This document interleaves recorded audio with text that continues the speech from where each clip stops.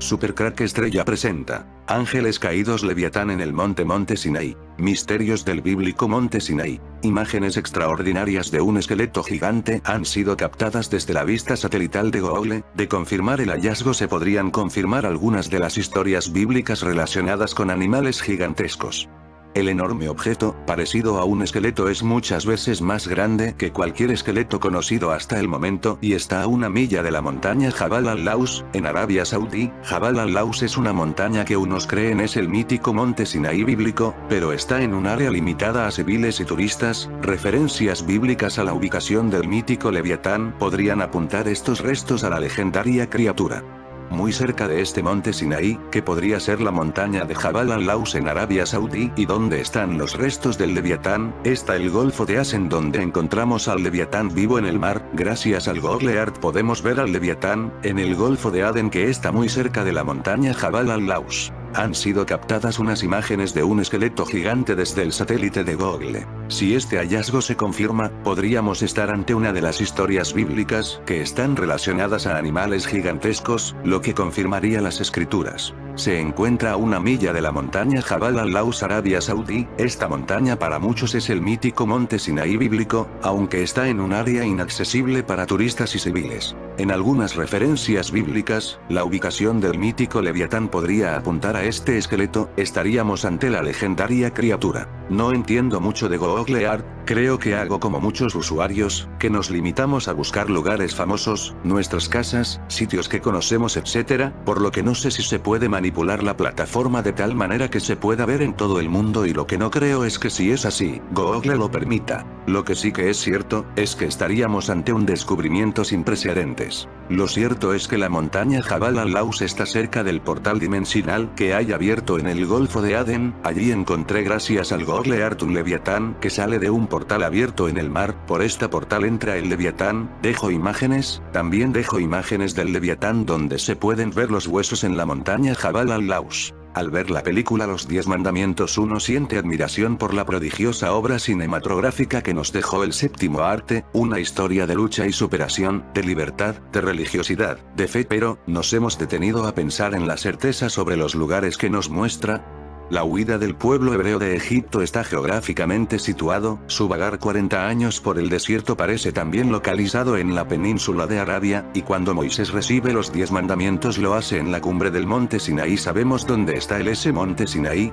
Yahvé entregó las tablas de la ley a Moisés, grabadas a fuego, la palabra de Dios, sus mandamientos. Sin embargo, no sabemos dónde está. Se cree que podría ser la montaña de Jebel Musa por la descripción del granito rojo, pero los expertos no se ponen de acuerdo en torno a su ubicación exacta. Jebel Musa es identificado el monte Sinaí bíblico en el siglo IV, y allí se erigen numerosos templos y oratorios. Otra pista nos la ofrece el pasaje en el que se nos narra cómo la gloria de Yahvé incendió la cumbre de esta montaña y llenó de resplandores el cielo. Así pues, el monte Carcom en el árido desierto de Negev es el segundo lugar que se da para esta reliquia natural. Fue el italiano Emanuele Anati quien en 1955 encontró grabados de más de 3 milenios en el Carcom y creyó que había, por fin, encontrado el mítico monte, pero las investigaciones posteriores arrojaron luz al asunto, demostrando que las faldas del Carcom habían estado habitadas. No obstante, es otra de las posibilidades ciertas para el Sinaí. Del monte Sinaí también nos hablan importantes historiadores y cronistas de la época. Flavio Josefo en Antigüedades Judías, libro 2, capítulo 12. Acampó en la montaña llamada Sinaí, dirigiendo a las multitudes para alimentarlas allá. Está en la más alta de las montañas del lugar, y la de mejor pasto, pues la hierba es buena. Y no había sido comida antes, a causa de la opinión que tenían los hombres de que Dios moraba allí, y los pastores no osaban subir hasta el lugar. Acab, rey de Israel, en el relato sobre el viaje de Elías. Y él se levantó, y comió y bebió, y caminó con la fuerza de esa comida 40 días y 40 noches hasta Horeb, el monte de Dios en el Nuevo Testamento. Por esto Agar es monte Sinaí en Arabia. Gálatas 4:25. El volcán Al-Aibadr al sur de Arabia es otra ubicación, en este caso expresada por el profesor Humphreys. De ello se hace eco en su obra The Miracles of Exodus, apoyándose en hechos descritos en el Éxodo. Otros abogan por la ubicación en el monte Asesh el Talif, cercano a Israel por su parecido con la descripción bíblica.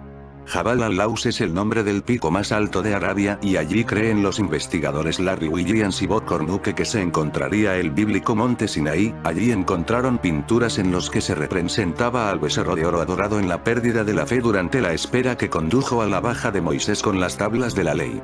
Así en el Génesis, capítulo 32, se dice: volvióse Moisés y bajó de la montaña cuando estuvo cerca del campamento, vio el becerro de oro y las danzas. Y encendido en cólera, tiró las tablas y las rompió al pie de la montaña. Igualmente se encontraron 12 estelas que simbolizaban a las 12 tribus de Israel. Además, la cumbre del Jabal al-Laus está quemada, calcinada con estratos de siglos de antigüedad, siendo visible desde la lejanía su cima negra. Además, el investigador Ron Wyatt encontró en torno al Jabal al-Laus 12 columnas, como las que se describían que Yahvé ordenó poner en torno al monte Sinaí en el Antiguo Testamento. Su suelo es granítico como el del Sinaí bíblico, y se encontró una roca como la del Orbe así como los vestigios de un viejo arroyo subterráneo, todo ello coincidente con el relato bíblico. Paradójicamente este monte Sinaí, este monte de paz y religión es hoy una zona fuertemente militarizada. En el monte Sinaí tenemos la primera referencia a un ovni cuando dice el Éxodo 24:16.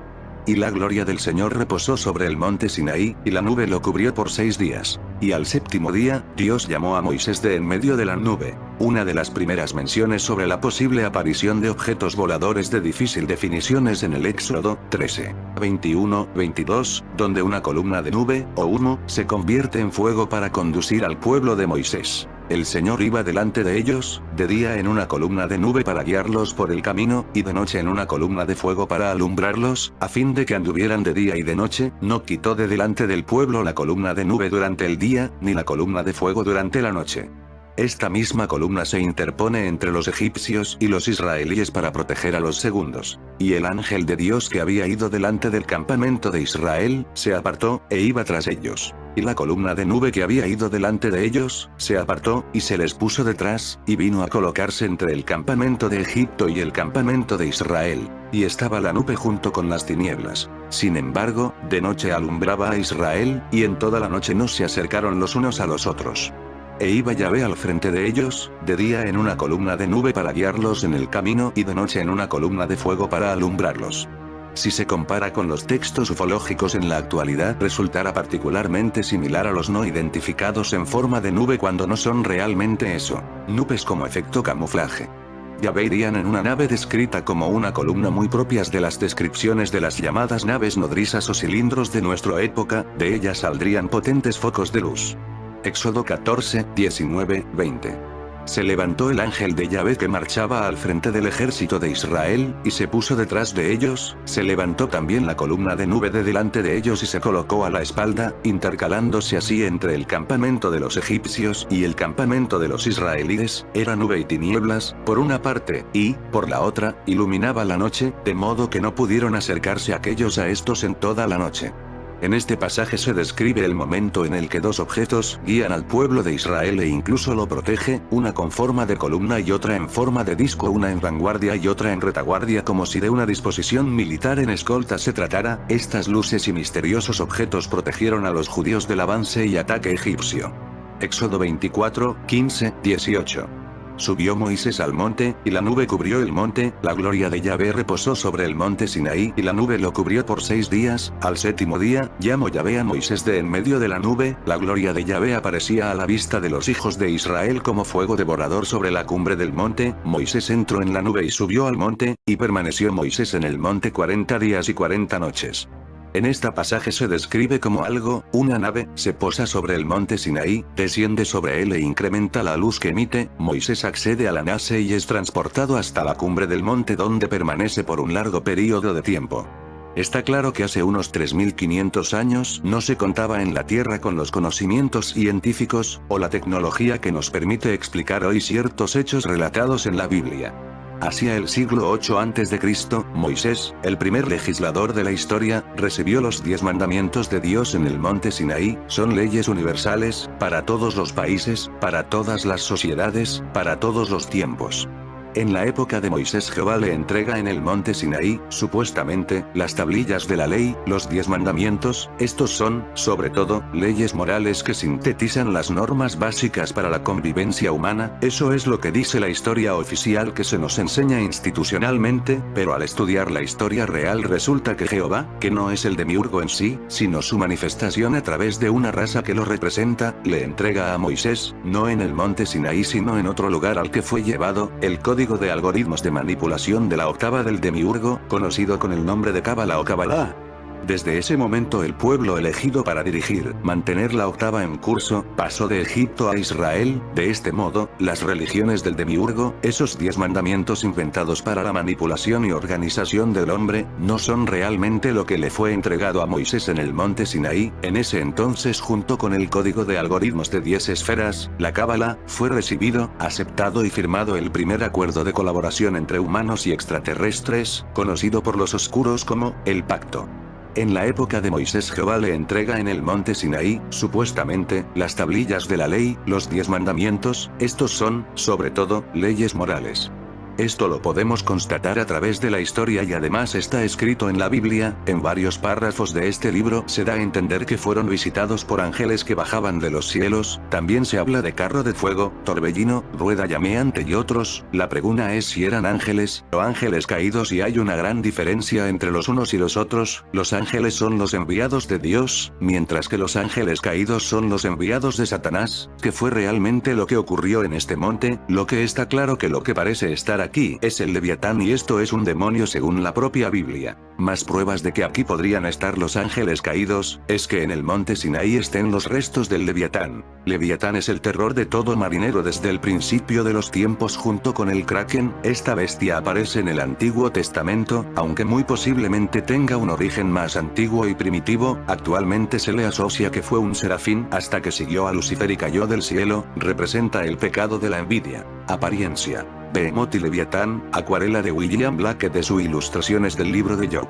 Es representada como una serpiente marina y terrorífica, y su simple aparición origina tormentas y oleajes de una capacidad destructiva ilimitada. Se la asociaba con Satanás o el diablo, y no es de extrañar ya que sus historias sobre los ataques a embarcaciones y costas eran las más temidas en la antigüedad. Pero Leviatán también era relacionado con el cocodrilo. También es descrito como un monstruo con muchas escamas y muy juntas, que las utiliza como un escudo protector, forma de reptil, dientes muy afilados y de un color turquesa o verde esmeralda. Es muy parecido a un dragón pero sin echar fuego por la boca. Según el judaísmo, Leviatán es un pez monstruo que fue creado al 5º día de la creación y que servirá como banquete para honrar el tiempo que ha de venir. Su piel será usada para cubrir la tienda, donde se disfrutará ese banquete después del Armagedón. Historia. Según la tradición hebrea, el Leviatán es un monstruo marino y representa el mal. Su nombre significa gran peso, serpiente retorcida. En el libro de Job se le describe como una especie de cocodrilo, mientras que Enoch dice que Leviatán y Behemoth son una pareja de dragones, el primero hembra y el segundo macho. Leviatán vive en el mar, mientras que Behemoth lo hace en el desierto. Según los textos rabínicos, Leviatán fue creado el 5º día del Génesis y luego fue sometido por el arcángel Gabriel con ayuda de Yahvé. Algunos dicen que Leviatán tiene varias cabezas, como un dragón pluricéfalo, mientras que otros dicen que en un principio había 2 Leviatanes, pero Dios mató a uno porque se dio cuenta que si unían sus fuerzas habrían sido capaces de destruir el mundo.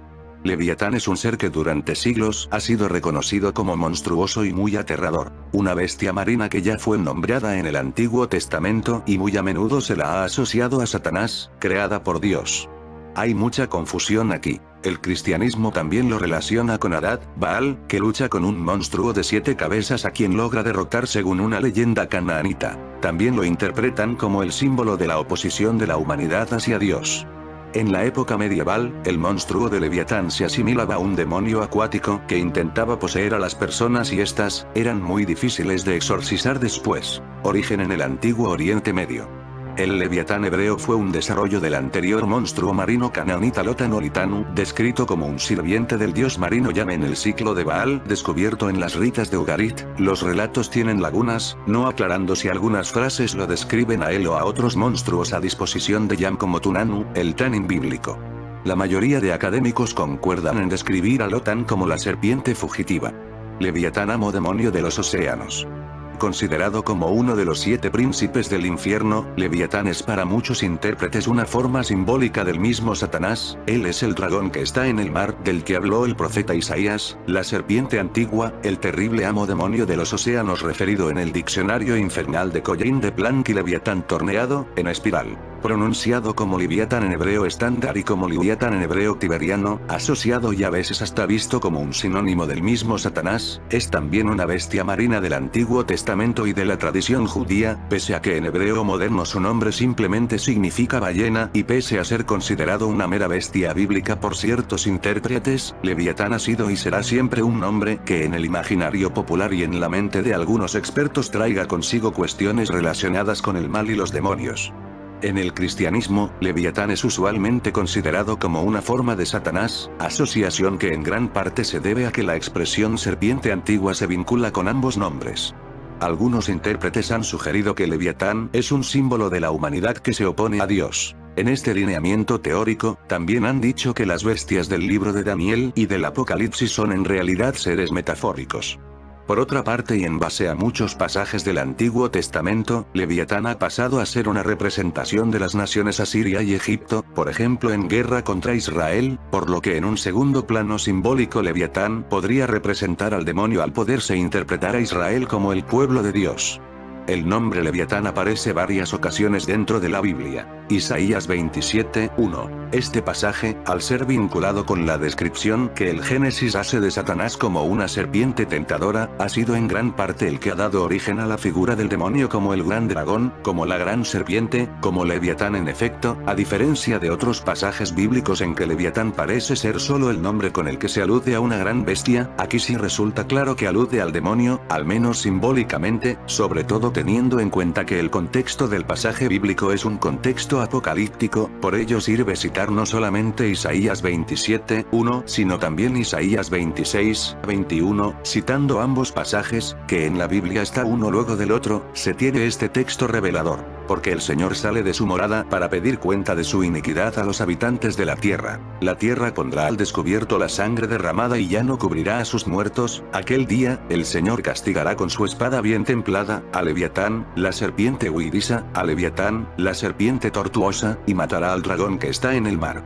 Salmo 74, 13, 14 y Salmos 104, 25, 26. En el primer pasaje se habla de que el Señor aplastó las cabezas de Leviatán y se las dio de alimento a las fieras del desierto, mientras que en el segundo se dice que creó al Leviatán para jugar con él y se presenta al Leviatán como una bestia marina. Hay quienes han interpretado que el primer pasaje alude a Leviatán como el demonio, pero aquello carece de sentido si se tiene en cuenta que, a diferencia de en el texto de Isaías, en Salmos 74, 13, 14 el Señor ya ha aplastado las cabezas de Leviatán, ya lo ha derrotado, siendo que supuestamente y en concordancia con el Nuevo Testamento es en el día del juicio, tal y como sale en Isaías, cuando el demonio será definitivamente derrotado. Ahora, el pasaje de Isaías también se puede interpretar como una referencia a lo que será, aún no ocurría en tiempos de Isaías, la liberación de los israelitas en Egipto. Y, partiendo de eso, la interpretación que se ha hecho de Salmos 74,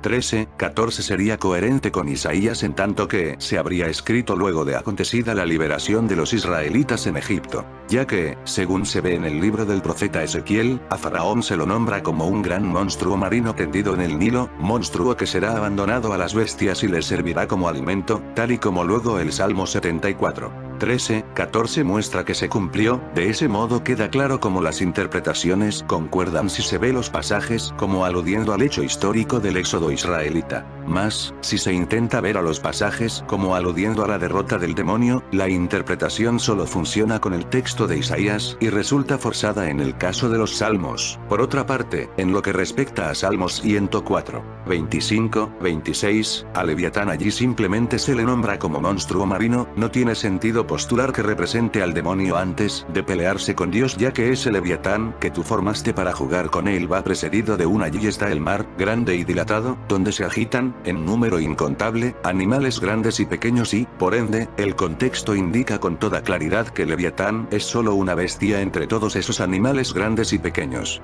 Job 41, Algunos eruditos han dicho que el extenso pasaje de Job alude al cocodrilo, lo cual en primera instancia parecería tener sentido si tenemos en cuenta que el leviatán de Job habita en el agua, tiene escamas, piel dura e hileras de colmillos. No obstante, incluso en una versión bíblica tan actual como la Reina Valera 2000, el leviatán de Job es presentado como un ser que no puede vencerse con armas humanas, que su sola visión espanta, que es rey entre los soberbios y que escupe fuego. Entonces, ¿existe alguna especie de cocodrilo que escupa fuego?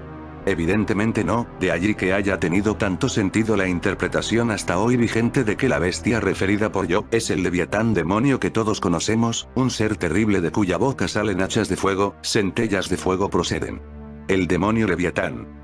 Se cree que, antes de caer, Leviatán pertenecía a la orden de los serafines, la primera jerarquía angélica de entre las 9 existentes. Así, Leviatán habría estado entre los ángeles de la caridad, entre los seres que están más cerca del Padre y que pasan la eternidad contemplando y disfrutando la belleza del Todopoderoso y cantándole a su gloria sempiterna mientras esparcen sus rayos de amor sobre la creación.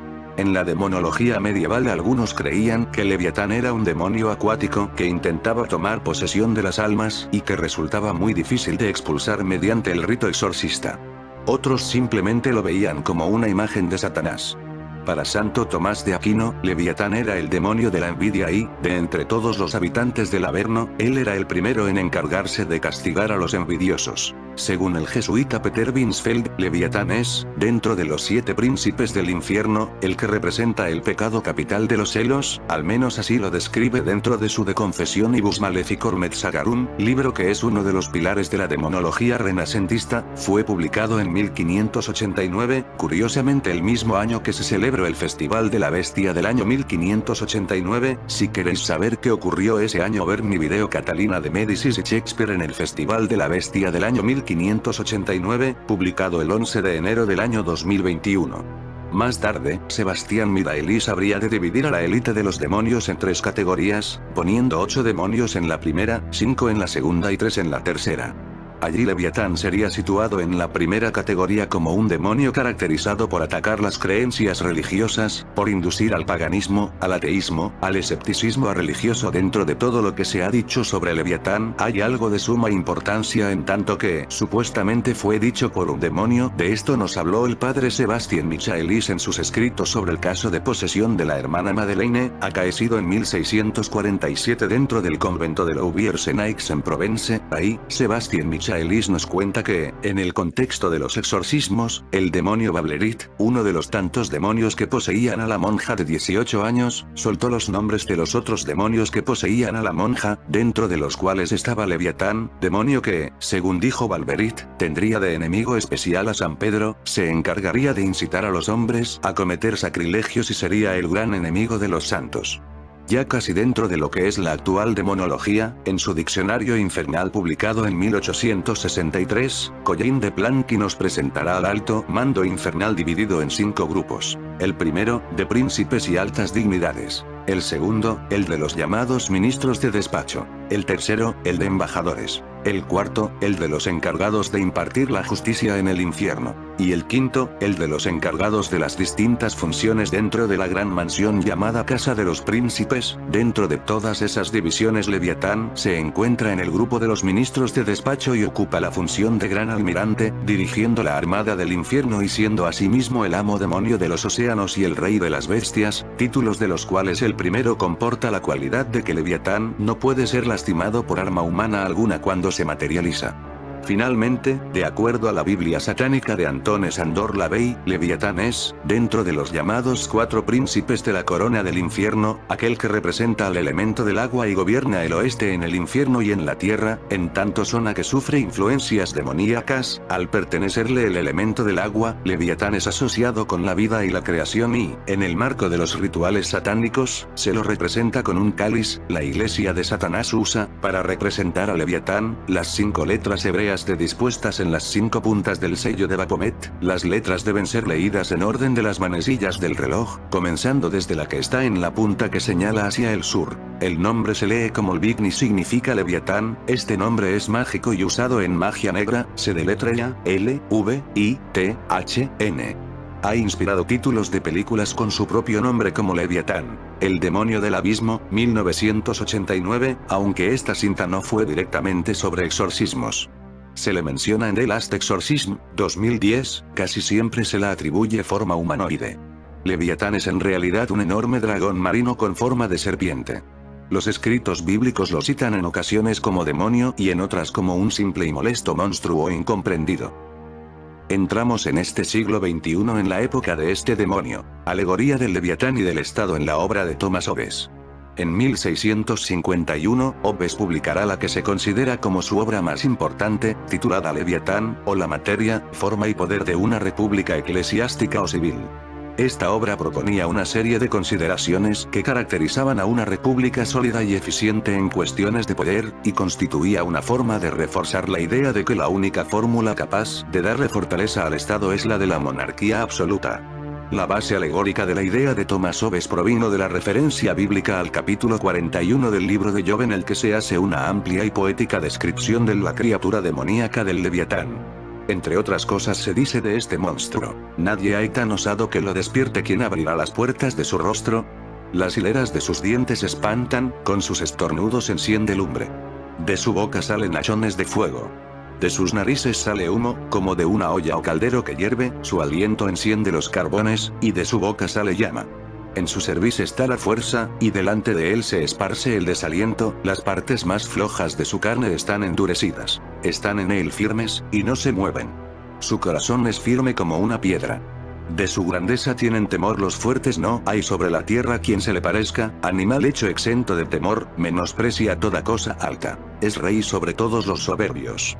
Esta imagen literaria le da pie a Hobbes para elaborar una metáfora más que interesante sobre la apariencia y fortaleza del Estado. En síntesis, este debe ser tan fuerte como el mismísimo Leviatán, nada puede ni debe estar por encima de él y desde su inexpugnable superioridad lo debe observar y controlar todo. La república, o el Estado que se asemeja al Leviatán, según Thomas Hobbes, es, en sentido figurado, un hombre artificial, de estatura y fuerzas superiores a las del hombre natural, para cuya protección y defensa fue creado artificialmente por los mismos hombres.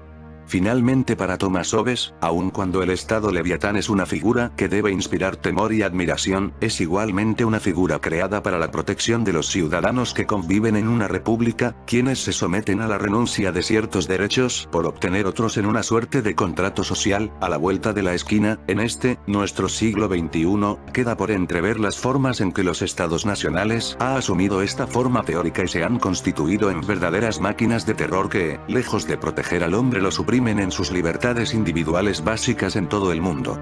Este demonio en los cómics es descrito como la organización ya está dejando su marca oscura en Event Leviathan, una nueva miniserie crucial que está lista para cambiar la estructura del DQ para siempre. Los eventos que configuraron la nueva miniserie de Brian Michael Bendis y Alex Maleev se han estado desarrollando en las páginas de Action Comics. Leviathan es una organización criminal mundial que opera en secreto. Sus filas están llenas de asesinos, guerreros superpoderosos y algunas de las mejores mentes científicas del planeta. La organización se vio por primera vez en Batman: The Return de 2010, y su amenaza fue tan grande que resultó en que Batman intensificara seriamente su juego. En este cómics tenemos un mensaje de lo que estamos viviendo en estos momentos de forma real en nuestro mundo, sin duda todo un mensaje oculto al mundo que se nos viene encima. Leviathan está desmantelando algunos de los fundamentos más sagrados del universo DC. Si considerabas que DC tenía demasiadas organizaciones secretas, Leviathan ha encontrado una solución escalofriante para ese problema. Los restos del Leviatán, imágenes extraordinarias de un esqueleto gigante, han sido captadas desde la vista satelital de Google. De confirmar el hallazgo se podrían confirmar algunas de las historias bíblicas relacionadas con animales gigantescos. El enorme objeto, parecido a un esqueleto, es muchas veces más grande que cualquier esqueleto conocido hasta el momento y está a 1 milla de la montaña Jabal al-Laus, en Arabia Saudí. Jabal al-Laus es una montaña que unos creen es el mítico monte Sinaí bíblico, pero está en un área limitada a civiles y turistas. Referencias bíblicas a la ubicación del mítico Leviatán podrían apuntar estos restos a la legendaria criatura. En fin, amigos de Supercrack Estrella, suscribiros a mi canal.